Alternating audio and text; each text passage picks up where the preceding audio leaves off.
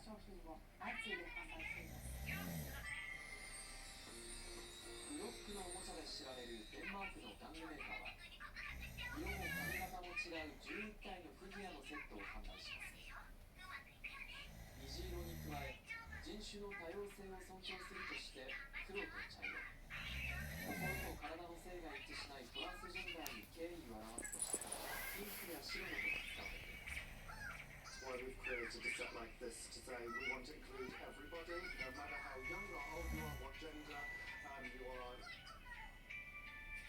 また、アメリカのスニーカーメーカーや時計メーカーも商品を展開していま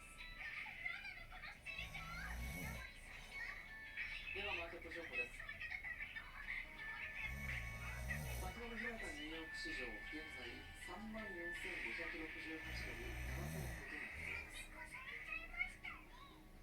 現在の為替1ドル110円2銭から3銭で取引されています。原油価格は1バレル67ドル14セントです。マーケット情報でした。